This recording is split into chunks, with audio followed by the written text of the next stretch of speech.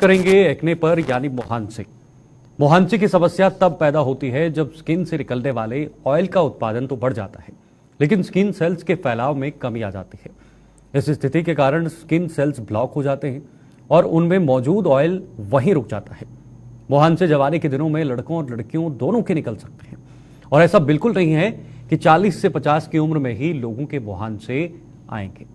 फिलहाल आज इसी पे बात करेंगे, हमारे साथ कुछ मेहमान भी जुड़ेंगे, लेकिन पहले ग्राफिक्स के जरिए आपको बताना चाहेंगे कि आखिर एक्ने क्या होता है, मोहांसी की जो ये प्रॉब्लम है, ये जो कठिनाई है, ये जो समस्या है, ये लोगों में कैसे उत्पन्न होती है और किस तरह से आम लोगों के भीतर ये इफेक्ट करती है, ये अपना असर जो है वो छोड़ती है, प्रभाव डालती है। फिलहाल सीधे ग्राफिक्स पर चलते हैं और ग्राफिक्स की मदद से समझाने की कोशिश करेंगे ये एक्ने क्या है। मोहांसी का एक आम स्किन संबंधी समस्या है, इसके साथ साथ ये किसी भी उम्र के व्यक्ति को हो सकती है। साथ ही आपको बताना चाहेंगे स्किन से निकलने वाले ऑयल का उत्पादन भी बढ़ जाता है और स्किन सेल्स ब्लॉक हो जाते हैं और उनमें मौजूद ऑयल वहीं रुक जाता है। ये हम आपको बता रहे हैं कि एक्ने क्या होता है, किस तरह से एक्ने जो है एक व्यक्ति के अंदर ये होता है, उससे क्या क्या प्रॉब्लम्स होती हैं। इसके अलावा एक्ने के कारण क्या है, ज्यादा ऑयली स्किन ये भी एक कारण हो सकता है।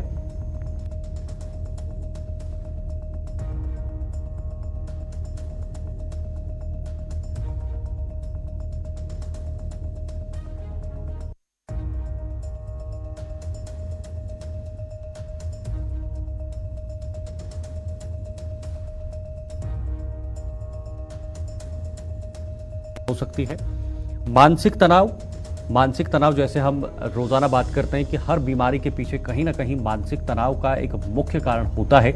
मानसिक तनाव हर कहीं ना कहीं किसी न किसी कोण से एक व्यक्ति के लिए बहुत ज्यादा दुष्प्रभावित हो सकता है। कई सारे इसके असर हैं। इसके साथ साथ वायु प्रदूषण की बात करें तो वायु प्रदूषण भी इसके लिए काफी ज्यादा घातक हो सकता है और इसका जो नमूना है वो दिल्ली में भी हम देख रहे हैं किस तरह से आज प्रदूषण काफी ज्यादा बढ़ गया है। हमारी हवा जो है वो पूरी तरह से पोल्यूट हो गई है। AQI लगभग 800 से 900 के आसपास है। तो ये भी एक मुख्य कारण इसके पीछे हो सकता है, यानी एक्ने के पीछे हो सकता है। तो चलिए शुरुआत करते हैं। हमारे साथ कुछ मेहमान भी जुड़े हुए हैं। पहले मैं जानना चाहूँगा, हमारे साथ जो इस वक्त जुड़े हुए हैं डॉक्टर आनंद स्वामी जी हैं, त्वचा विशेषज्ञ हैं, हमारे टी स्क्रीन पर हैं, और दूसरी मेहमान भी हमारे साथ थोड़ी देर में जुड़ेंगे। लेकिन पहले मैं शुरुआत करना चाहूँगा डॉक्टर आनंद स्वामी जी से। उनसे जानने की कोशिश करूँगा कि आखिर ये एक्ने क्या है, किस तरह से ये एक इंसान को अपने प्रभाव में लेता है और इसके क्या क्या असर पड़ते हैं। डॉक्टर आनंद स्वामी जी, आपका बहुत बहुत स्वागत है हमारे साथ जुड़ने के लिए। हेलो जी जी डॉक्टर साहब, आपको आवाज आ रही है?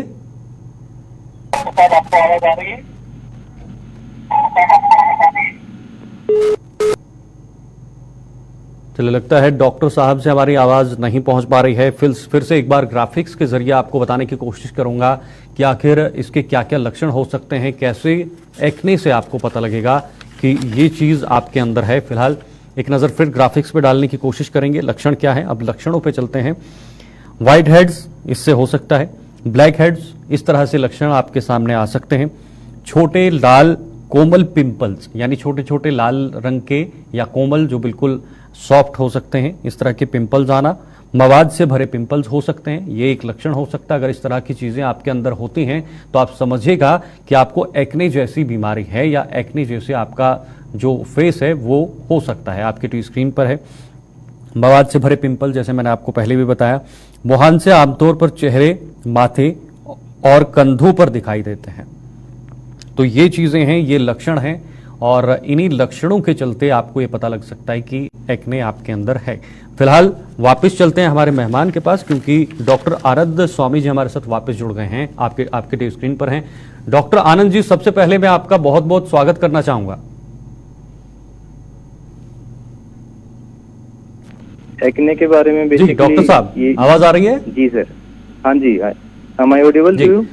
जी, जानना चाहूंगा कि एक्ने क्या है सबसे पहले। एक्ने सबसे पहले जो अपनी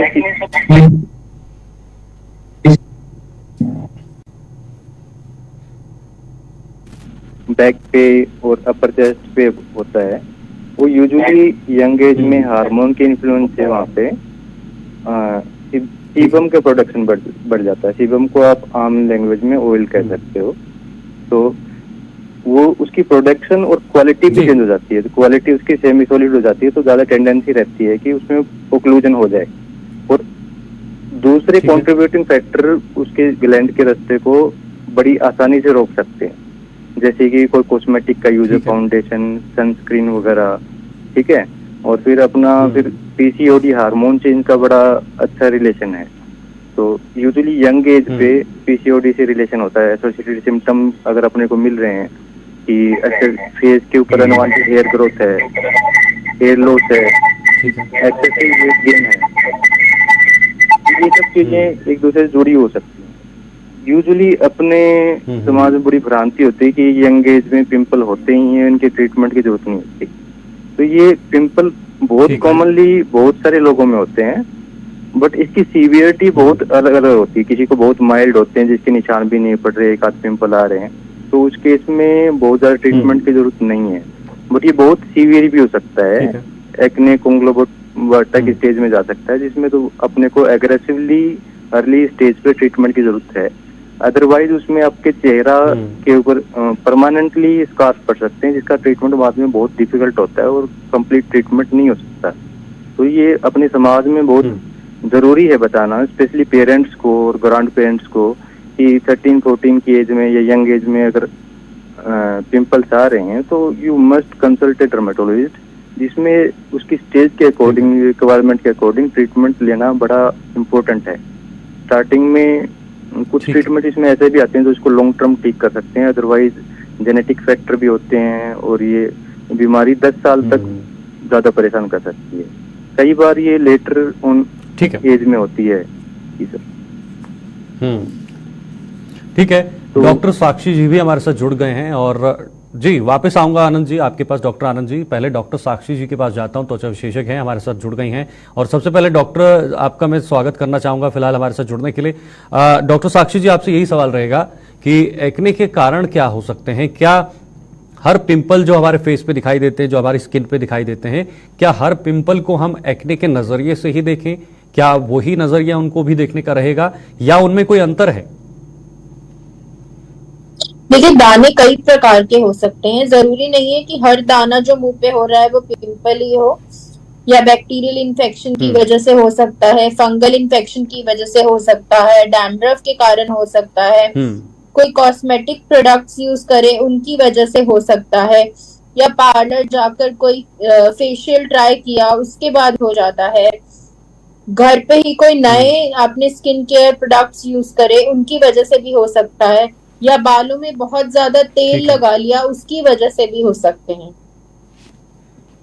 ठीक है, तो ये कुछ मुख्य वजहें हैं, ये कुछ कारण है जिस तरह से डॉक्टर साहब ने कहा, डॉक्टर साक्षी ने कहा।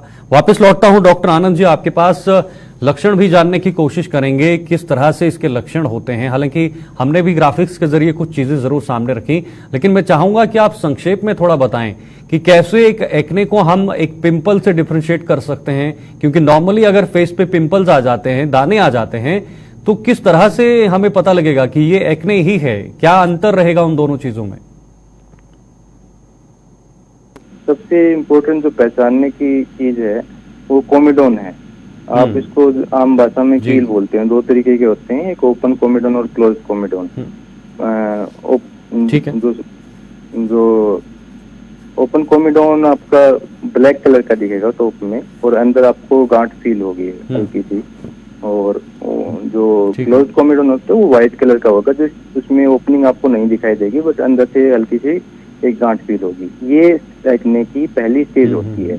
इसका मतलब है कि अपनी तेल की ग्रंथि में रुकावट हुई है और वहां पे अंदर जो अपना सीबम है वो ओक्लूड होकर उसने गांठ बना दी है। अब नीचे सीबम प्रोटेक्शन हो रही है, और जैसे इसमें इंफेक्शन होगा बैक्टीरिया का, जो क्यूटी बैक्टीरियम एक्ने बोलते हैं, तो उसमें फिर ये इन्फ्लेम होकर रेड कलर का हो जाएगा और ये फूलने लगेगा। डॉक्टर साहब एक छोटा सा सवाल एड ऑन रहेगा मेरा। क्या जो दाने हैं क्या वो भी कन्वर्ट हो जाते हैं एक्ने में, या इस तरह की कोई संभावना बनती है, या डायरेक्टली एक्ने जो है वो अपनी जगह बनाता है? नहीं, सभी एक्ने में पहली स्टेज यही होती है। कई बार ऑब्जर्व हम पहले कर सकते हैं, कई बार नहीं कर सकते। बट पहली स्टेज ये है कि सीबीएसएस ग्लैंड में ओक्लूजन होगा, जो आपको कील की फॉर्म में होगा, वो आप परसीव कर सकते हैं ना करें, पर पहली स्टेज में ओक्लूजन ही होगा। सेकंड स्टेज में उसमें इन्फ्लेमेशन होगी, इन्फेक्शन होगा, वो रेड हो जाएगा, पस कलेक्ट होगा पीले रंग का, उसमें पेन होगा, फिर वो ओपनिंग ओक्लूड होगी, स्किन में एक ओपनिंग बनेगी, वो गांठ निकल जाएगी, ठीक हो जाएगा। बट उस प्रोसेस में, नेचुरल प्रोसेस में स्कार बनने के चांसेस काफी बड़े रहते हैं। और एक टाइम पे चेहरे पे सारी स्टेज एक साथ चल रही है, कोई नया एक्ने गांठ बन रही है, कोई रेड हो गया है, किसी में पस कलेक्शन हो गया है, कोई फूट के हो गया, उसमें फिर पुराने के निशान पड़ रहे हैं। एक टाइम में कम लगता है, बट जब ये 10 साल तक प्रोसेस चलता है तो चेहरे पे बहुत सारे निशान इकट्ठे हो जाते हैं, जो बहुत भद्दे लगते हैं। तो इसलिए इसमें बहुत जरूरी है कि हम अर्ली टाइम पर इसमें इंटरवेंशन करें, डर्मेटोलॉजिस्ट से राय लें, कंफर्म करवाएं एक्ने है कि नहीं, उसका प्रॉपरली ट्रीटमेंट स्टार्ट करें स्टेज के अकॉर्डिंगली। ठीक है, इसमें ट्रीटमेंट कई तरीके के होते हैं, खुद से अपने को ट्रीटमेंट इसमें नहीं करना चाहिए। बहुत कॉमनली होता है कि एक्ने ही है, हम मेडिकल स्टोर से गए और वहाँ पे क्रीम लेके ले आए, तो यूजुअली वहाँ पे स्टेरॉइड क्रीम मिलती है जो तुरंत उसमें रिलीफ देंगे, बट लॉन्ग टर्म में उसको बढ़ाएंगे भी, और फिर परमानेंट स्किन के ऊपर साइड इफेक्ट होंगे, स्किन पतली हो जाएगी, और बहुत कॉमनली ये चीज यूज होती है। तो ऐसा नहीं होना चाहिए। तो इस मामले में सोसाइटी को डॉक्टर साक्षी जी डॉक्टर साक्षी जी, आपका रुख करना चाहूंगा। आजकल देखा जाए तो युवा जो हैं वो काफ़ी ज़्यादा प्रोडक्ट आज मार्केट में मिलने लगे हैं, उन प्रोडक्ट्स को इस्तेमाल करना, यूज़ करना काफ़ी आम हो गया है। लगातार बेसिस पे, डेली बेसिस पे उन प्रोडक्ट्स को यूज़ किया जाता है। इसके साथ साथ खान पीन की बात करें, जो फास्ट फूड है, तला भुना है, क्या ये भी इफेक्टिव साबित हो सकता है इन चीज़ों के लिए?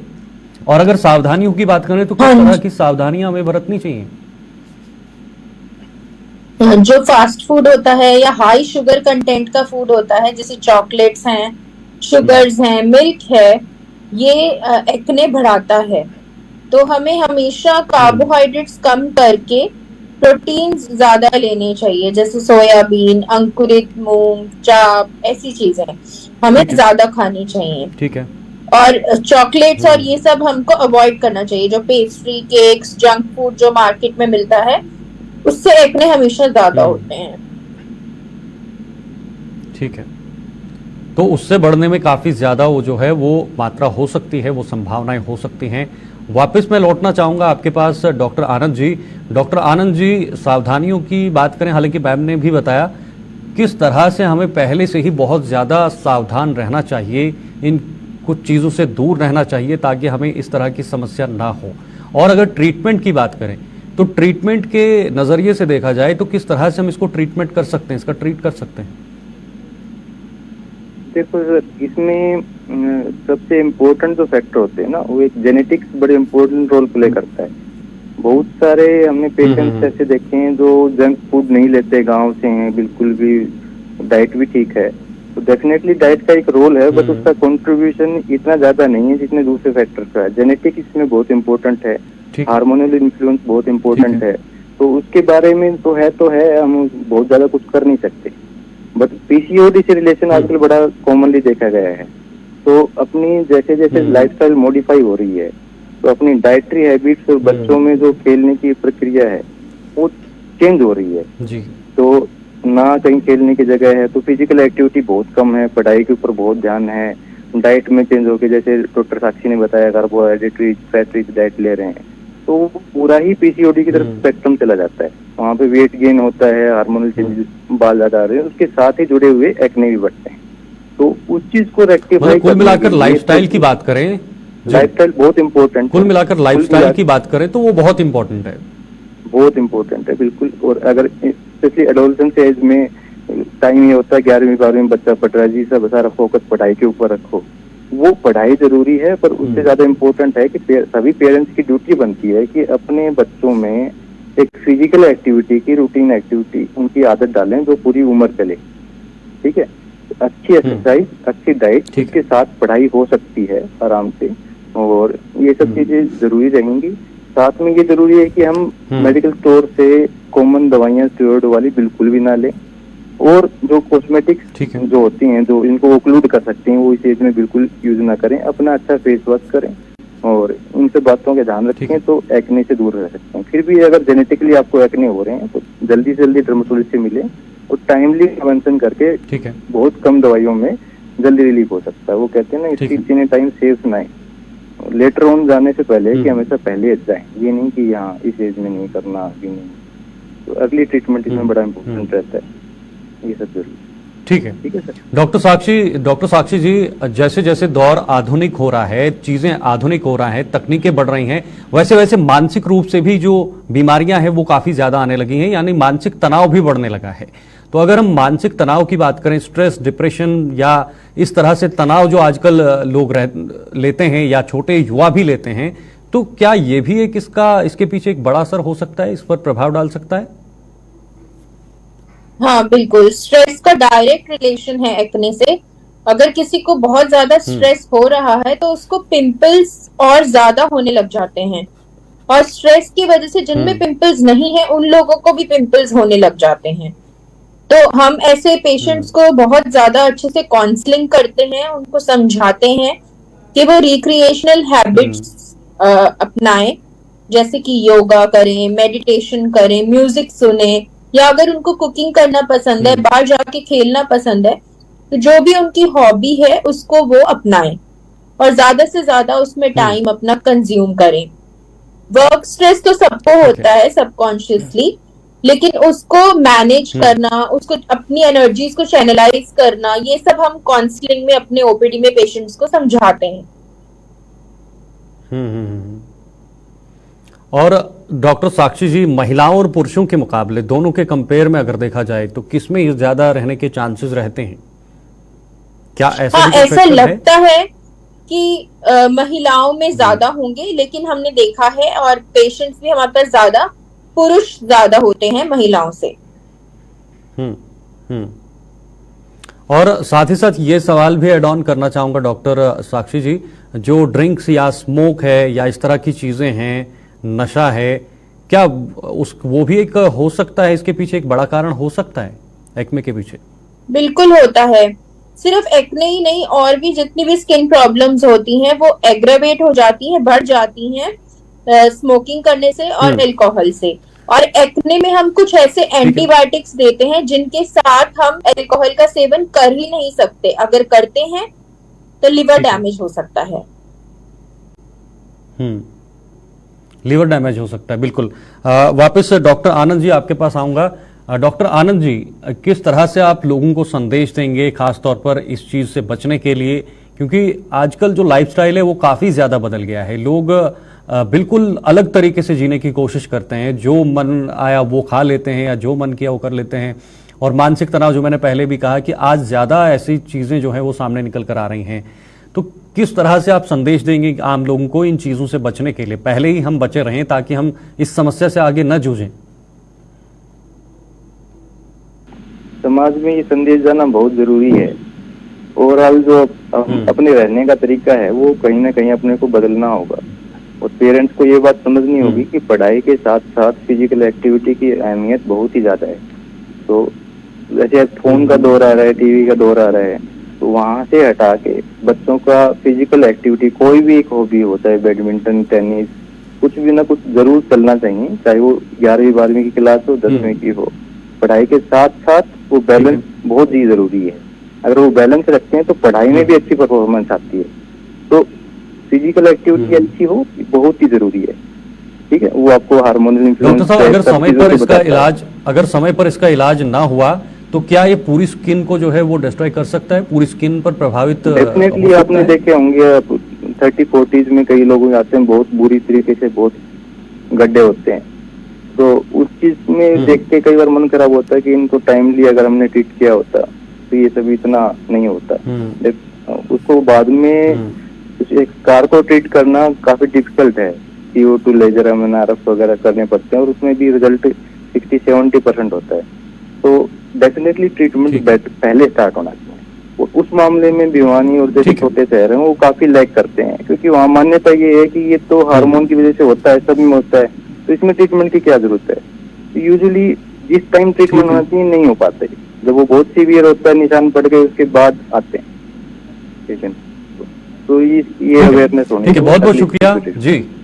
जी ओके सर, बहुत बहुत शुक्रिया डॉक्टर आनंद जी हमारे साथ जुड़ने के लिए, खास बातचीत करने के लिए। और डॉक्टर साक्षी जी, आपका भी बहुत बहुत शुक्रिया हमारे साथ जुड़ने के लिए आज इस खास प्रोग्राम में, क्योंकि आज का जो टॉपिक था वो स्किन से संबंधित था, यानी हमारी त्वचा से संबंधित, जो हमेशा आजकल देखा जा रहा है कि किस तरह से आम लोगों में या फिर छोटे छोटे युवाओं में भी एक दाने या फिर पिंपल्स जो हैं वो नजर आते हैं। उसको लेकर हमने खास बातचीत की और हमारे डॉक्टर्स ने, हमारे मेहमानों ने बड़े ही सुंदर तरीके से आप सबके सामने इसका कैसे इससे बचा जा सकता है, इसके क्या कारण है, इसके सिम्टम्स क्या हैं, वो सभी बातें सामने रखी हैं। फिलहाल आज हेल्थ की बात में इतना ही। कल फिर इसी समय आपके सामने हाजिर होंगे। तब तक के लिए दीजिए इजाजत। नमस्कार।